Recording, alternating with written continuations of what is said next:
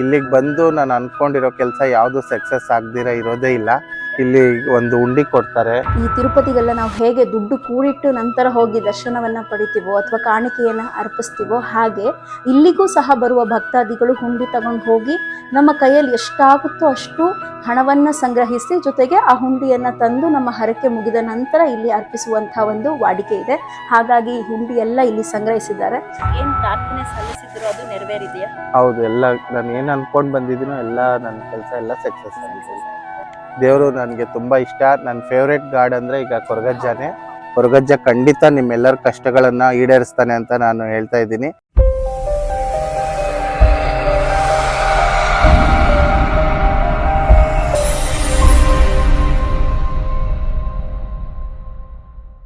ನಮಸ್ಕಾರ, ನನ್ನ ಹೆಸರು ಕಸ್ತೂರಿ ನಾಯಕ್ ಅಂತ. ನಾನು ಬೆಂಗಳೂರಿಂದ ಬರ್ತೀನಿ.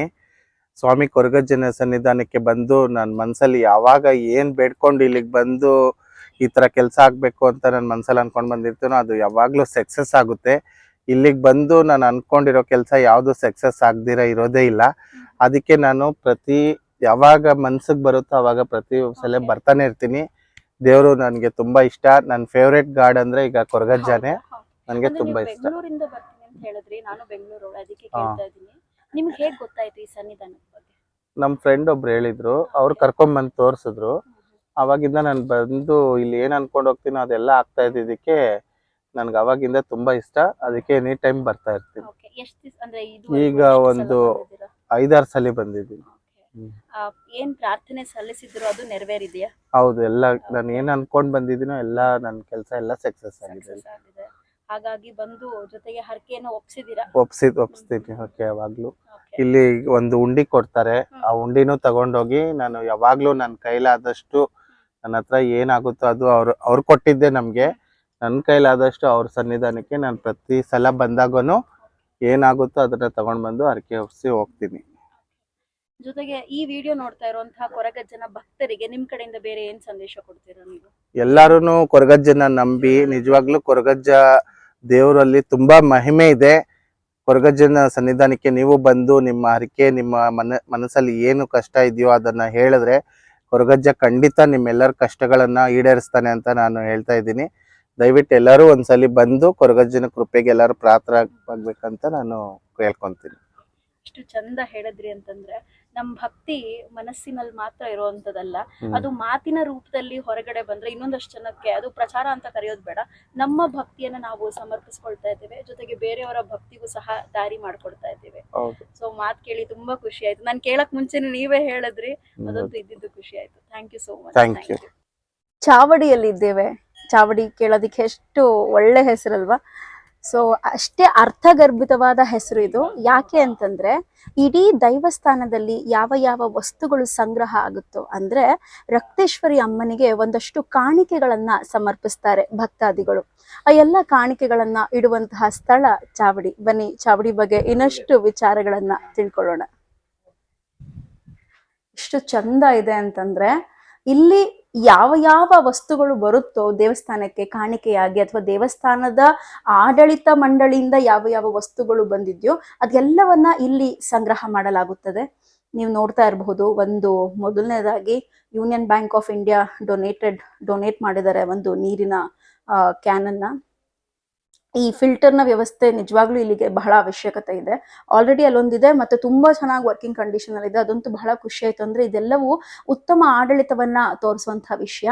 ಜೊತೆಗೆ ಮುಖ್ಯ ವಿಷಯಕ್ಕೆ ನಂತರ ಬರ್ತೀನಿ. ಇನ್ನೊಂದು ವಿಷಯ ಇದೆ ನೋಡಿ, ಹುಂಡಿಗಳ ಸಾಲು ಸಾಲು ಇಲ್ಲಿ ರೆಡಿ ಆಗಿದೆ. ಸಾಲು ಸಾಲು ಹುಂಡಿಗಳು, ಅದಕ್ಕೆ ಅಂತಾನೆ ಲಿಟ್ರಲಿ ಒಂದು ಕಪಾಟ್ ಕೂಡ ರೆಡಿ ಆಗಿದೆ. ಸುಮಾರು 25,000 ಹುಂಡಿಗಳು ಒಂದೇ ಬಾರಿಗೆ ತರಿಸಿ ಭಕ್ತಾದಿಗಳಿಗೆ ವಿತರಣೆ ಮಾಡಲಾಗಿದೆಯಂತೆ. ಕಾರಣ ಯಾಕೆ ಅಂತಂದ್ರೆ, ಮತ್ತೊಮ್ಮೆ ಅದೇ ಮಾತು, ಈ ತಿರುಪತಿಗೆಲ್ಲ ನಾವು ಹೇಗೆ ದುಡ್ಡು ಕೂಡಿಟ್ಟು ನಂತರ ಹೋಗಿ ದರ್ಶನವನ್ನ ಪಡಿತೀವೋ ಅಥವಾ ಕಾಣಿಕೆಯನ್ನ ಅರ್ಪಿಸ್ತೀವೋ, ಹಾಗೆ ಇಲ್ಲಿಗೂ ಸಹ ಬರುವ ಭಕ್ತಾದಿಗಳು ಹುಂಡಿ ತಗೊಂಡು ಹೋಗಿ ನಮ್ಮ ಕೈಯಲ್ಲಿ ಎಷ್ಟಾಗುತ್ತೋ ಅಷ್ಟು ಹಣವನ್ನ ಸಂಗ್ರಹಿಸಿ, ಜೊತೆಗೆ ಆ ಹುಂಡಿಯನ್ನ ತಂದು ನಮ್ಮ ಹರಕೆ ಮುಗಿದ ನಂತರ ಇಲ್ಲಿ ಅರ್ಪಿಸುವಂತಹ ಒಂದು ವಾಡಿಕೆ ಇದೆ. ಹಾಗಾಗಿ ಈ ಹುಂಡಿ ಎಲ್ಲ ಇಲ್ಲಿ ಸಂಗ್ರಹಿಸಿದ್ದಾರೆ. ಜೊತೆಗೆ ಇನ್ನೊಂದಷ್ಟು ಸಾಮಗ್ರಿಗಳನ್ನ ಸಂಗ್ರಹಿಸಿದ್ದಾರೆ. ನಾವು ನೋಡಿ, ಬೇರೆ ಬೇರೆ ಬೇರೆ ತರ ಸಾಮಗ್ರಿಗಳು, ಪೂಜಾ ಉಪಕರಣಗಳನ್ನೆಲ್ಲ ಸಂಗ್ರಹಿಸಿದ್ದಾರೆ ಇಲ್ಲಿ. ಆದ್ರೆ ಇದೆಲ್ಲದಕ್ಕಿಂತ ಮುಖ್ಯವಾಗಿ ಇವಾಗ ವಿಶೇಷವಾದ ವಿಷಯ ಹೇಳ್ತಿದ್ದೀನಿ. ಈ ಕಪಾಟುಗಳೆಲ್ಲದರಲ್ಲೂ ಒಂದಷ್ಟು ಸೀರೆಗಳ ಒಂದು ಸುರಿಮಳೆ ಅಂತಾನೆ ಹೇಳ್ಬೋದು. ಎಷ್ಟು ಸೀರೆಗಳಿದೆ ಅಂತಂದ್ರೆ ಲಿಟ್ರಲಿ ನಂಗೆ ಅಗಣಿತ ಅಂತ ಅನಿಸ್ತದೆ, ಲೆಕ್ಕ ಹಾಕೋದಿಕ್ಕೆ ಕಷ್ಟ ಆಗ್ತಿದೆ. ಇಲ್ಲಿ ನೋಡಿ, ಟೇಬಲ್ ಮೇಲೆ ಇವಾಗ ತಾನೇ ಹೊಸದಾಗಿ ಬಂದಿರುವಂತಹ ಸೀರೆ ಇದೆ, ಜೊತೆಗೆ ಇಲ್ಲೂ ಒಂದಷ್ಟು ಸೀರೆಗಳಿದೆ. ಇದೆಲ್ಲವೂ ಅಮ್ಮನಿಗೆ ಭಕ್ತಾದಿಗಳು ಕೊಟ್ಟಿರುವಂತಹ ಪ್ರೀತಿಯ ಕಾಣಿಕೆ, ಹರಕೆಯ ಕಾಣಿಕೆ. ಅಮ್ಮನಿಗಾಗಿ, ರಕ್ತೇಶ್ವರಿ ತಾಯಿಗೆ, ನಾ ಹೇಳದ್ನಲ್ಲ, ತಾಯಿ ಧನ್ವಂತರಿ ತಾಯಿ. ತಾಯಿಯ ಮಹಿಮೆ ನಿಜಕ್ಕೂ ಅಪಾರ. ಆರೋಗ್ಯ ಸಮಸ್ಯೆಗೆ ಅಥವಾ ಯಾವುದೇ ರೀತಿಯ ಸಮಸ್ಯೆಗೆ ತಾಯಿ ಒಂಥರ ಏನು ನಮಗೋಸ್ಕರ ನಿಲ್ಲುವಂತಹ ಶಕ್ತಿ ಅಂತ ಹೇಳಿದ್ರು ತಪ್ಪಾಗೋದಿಲ್ಲ. ಈ ತರ ಹರಕೆ ಮುಗಿದ್ಮೇಲೆ ಅದನ್ನ ತೀರಿಸ್ತಾರೆ ಅಂತಂದ್ರೆ, ಅಮ್ಮನಿಗೆ ಮಡಲಕ್ಕಿ ಸೇವೆಯನ್ನ ಮಾಡ್ತಾರಂತೆ. ಮಡಲಕ್ಕಿ ಅಂತಂದ್ರೆ ಸೀರೆ, ಮತ್ತೆ ಇನ್ನಿತರೆ ಬಾಗಿನದ ಸಾಮಾನುಗಳು, ಬೆಲ್ಲ, ಕೊಬ್ಬರಿ, ಜೊತೆಗೆ ತೆಂಗಿನಕಾಯಿ, ಅದಾದ್ಮೇಲಿಂದ ಬಳೆ, ಅಕ್ಕಿ, ಮುಖ್ಯವಾಗಿ ಅಕ್ಕಿ, ಇದೆಲ್ಲವನ್ನ ಇಟ್ಟು ತಾಯಿಗೆ ಅರ್ಪಿಸ್ತಾರೆ. ಆ ಸೀರೆನ ಇಲ್ಲಿ ಬಂದು ನೀಟಾಗಿ ಸ್ಟೋರ್ ಮಾಡ್ತಾರೆ. ಒಂದು ಕಪಾಟ್ನಲ್ಲಿ ಫುಲ್ಲು ಇನ್ನು ತಾಯಿಗೆ ಉಡಿಸ್ದೇ ಇರೋ ಸೀರೆಗಳೇ ಇದೆ. ಸೊ ಪ್ರತಿನಿತ್ಯ ಉಟ್ಟಾದ್ಮೇಲೆ ಆ ಸೀರೆಯನ್ನ ತಾಯಿಗೆ ಉಡಿಸಿದ ನಂತರ ಇಲ್ಲಿ ಬಂದು ಸ್ಟೋರ್ ಮಾಡಲಾಗುತ್ತದೆ. ಇದು ಸೇಲ್ ಆ ತರ ಏನು ವಿಚಾರ ಇಲ್ಲಿಲ್ಲ. ಈ ವಿಷಯ ಕೇಳಿ ನಂಗೆ ತುಂಬಾ ಖುಷಿ ಆಯ್ತು. ಅದನ್ನ ಮುಂದೆ ಹೇಗೆ ಬಳಸ್ತಾರೆ ಅಂತಂದ್ರೆ, ಯಾವ್ದಾದ್ರು ಜಾತ್ರೆ ಮಹೋತ್ಸವಗಳ ಸಮಯದಲ್ಲಿ ಅಥವಾ ಯಾವ್ದಾದ್ರು ವಿಶೇಷ ಪೂಜೆಗಳೆಲ್ಲ ಇದ್ದಾಗ ಅಮ್ಮನಿಗೆ ಉಡಿಸಿದ ಸೀರೆಯನ್ನ ಇಲ್ಲಿ ಅಲಂಕಾರಕ್ಕೆ ಬಳಸಲಾಗುತ್ತದೆ ಅಂತೆ. ಅಂದ್ರೆ ದೇವಸ್ಥಾನದ ಅಂಗಳ ಅಲಂಕಾರ ಮಾಡೋದು ಮತ್ತೆ ಇನ್ನಿತರ ವಿಚಾರಗಳಲ್ಲಿ ಈ ಎಲ್ಲ ಸೀರೆಗಳನ್ನ ಬಳಸಲಾಗುವುದು. ನಿಜಕ್ಕೂ ಈ ಮಾತು ತುಂಬಾ ವಿಶೇಷ ಅಂತ ಅನಿಸ್ತು. ಇದು ಈ ಕ್ಷೇತ್ರದ ಮಹಿಮೆ ಮತ್ತು ಚಾವಡಿಯ ವಿಶೇಷ. ತಮ್ಮೆಲ್ಲರ ಮಾಹಿತಿಗಾಗಿ ನೀವೇ ಕೇಳಿದ್ರಿ, ಹಲವಾರು ಜನ ಕಮೆಂಟ್ಸ್ ನಲ್ಲಿ ಕೇಳಿದ್ದೀರಾ ಯಾವ ಕ್ಷೇತ್ರ ಇದು ಅಥವಾ ಎಲ್ಲಿರೋದು, ಇದರ ಮಹಿಮೆ ಬಗ್ಗೆ ತಿಳಿಸಿ ಮತ್ತೆ ಇನ್ನಿತರ ವಿಚಾರಗಳನ್ನ, ಮಹಿಮೆಗಳನ್ನ ಈಗಾಗಲೇ ನಾನು ವಿಡಿಯೋ ಮೂಲಕವಾಗಿ ನಿಮಗೆ ತಲುಪಿಸಿದ್ದೇನೆ. ನನಗೆ ಆಗಿರೋ ಅನುಭವ ಆಗಿರಬಹುದು, ನನ್ನ ಪ್ರಾರ್ಥನೆ ನೆರವೇರಿದಾಗಿರಬಹುದು, ಜೊತೆಗೆ ಹಲವಾರು ಭಕ್ತಾದಿಗಳ ಪ್ರಾರ್ಥನೆ ಆಗಿರಬಹುದು, ಪ್ರತಿಯೊಂದನ್ನು ನಿಮಗೆ ತಲುಪಿಸಿದ್ದಾಗಿದೆ. ಇದೀಗ ನಿಮಗೆ ನೀಡ್ತಾ ಇರೋ ಮಾಹಿತಿ ಯಾವುದು ಅಂತಂದ್ರೆ, ಇದು ಯಾವ ಕ್ಷೇತ್ರ ಎಲ್ಲಿದೆ ಅಂತ. ನಾನು ವಿಡಿಯೋ ಮಾಡಿರುವಂತಹ ಸ್ಥಳ ಯಾವುದು ಅಂತಂದ್ರೆ, ಮಂಗಳೂರಿನ ಕುತ್ತಾರ್ನಲ್ಲಿರುವಂತಹ ಆದಿಸ್ಥಳ, ಕೊರಗಜ್ಜನ ಆದಿಸ್ಥಳ ನಾವು ವಿಡಿಯೋ ಮಾಡಿರುವಂತಹ ಜಾಗ. ಜೊತೆಗೆ ಈ ಕುತ್ತಾರ್ನಲ್ಲೇನೆ ಸುತ್ತಮುತ್ತ ಪ್ರದೇಶಗಳಲ್ಲಿ 1-1.5 ಕಿಲೋಮೀಟರ್ ಸ್ಪ್ಯಾನ್ ಅಲ್ಲಿ 7 ಕಟ್ಟೆಗಳಿದೆ. ಅಜ್ಜನ 7 ಕಟ್ಟೆಗಳಿದೆ. ಅದರಲ್ಲಿ ನಿಮಗೆ ಗೊತ್ತಿರಬಹುದು, ಒನ್ ಆಫ್ ದ ಫೇಮಸ್ ಕಟ್ಟೆ ದೆಕ್ಕಾಡು ಅಂತ ಕೂಡ ಕರೀತಾರೆ. ತುಂಬಾ ಸೆಲೆಬ್ರಿಟೀಸ್ ಎಲ್ಲ ಅಲ್ಲಿ ವಿಸಿಟ್ ಮಾಡ್ತಾ ಇರ್ತಾರೆ. ಜೊತೆಗೆ ಬಹುಮುಖ್ಯವಾದ ಮತ್ತೊಂದು ವಿಚಾರ ಯಾವುದು ಅಂತಂದ್ರೆ, ಆದಿಸ್ಥಳ 7 ಕಟ್ಟೆಗಳು ಒಂದ್ ಕಡೆ ಆದ್ರೆ, ಮತ್ತೊಂದ್ ಕಡೆ ಕುತ್ತಾರ್ನಲ್ಲೇ ಕೊರಗಜ್ಜನ ಮೂಲ ಸ್ಥಾನ ಇದೆ. ಇಲ್ಲಿ ಯಾವಾಗ್ಲೂ ಕೋಲ ಸೇವೆ ನಡೀತಾನೆ ಇರುತ್ತೆ. ಮತ್ತೆ ಒಂದಷ್ಟು ವಿಶೇಷತೆಗಳು ಕೂಡ ಅಲ್ಲಿದೆ. ಅಲ್ಲಿ ಲಿಟ್ರಲಿ ಲೈಟೇ ಹಾಕಂಗಿಲ್ಲ, ದೀಪದ್ದೇ ಬೆಳಕಿರ್ಬೇಕು.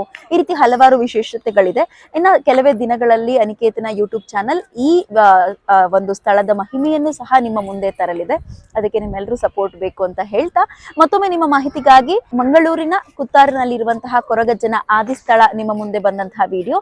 ಜೊತೆಗೆ ನೀವೇನಾದ್ರೂ ಕುತ್ತಾರಕ್ಕೆ ಹೋಗೋದಾದ್ರೆ ಅಲ್ಲಿರುವಂತಹ ಆದಿಸ್ಥಳಕ್ಕೂ ಭೇಟಿ ನೀಡಿ, 7 ಕಟ್ಟೆಗಳಿಗೂ ಭೇಟಿ ನೀಡಿ, ಜೊತೆಗೆ ಮೂಲಸ್ಥಾನಕ್ಕೂ ಭೇಟಿ ನೀಡಿ ಅಂತ ಹೇಳ್ತಾ, ಮತ್ತೊಮ್ಮೆ ಮಗದೊಮ್ಮೆ ನಮ್ಮ ಈ ವಿಡಿಯೋಗೆ ನಿಮ್ಮ ಸಪೋರ್ಟ್ ತುಂಬಾ ಕೊಟ್ಟಿದ್ದೀರಾ.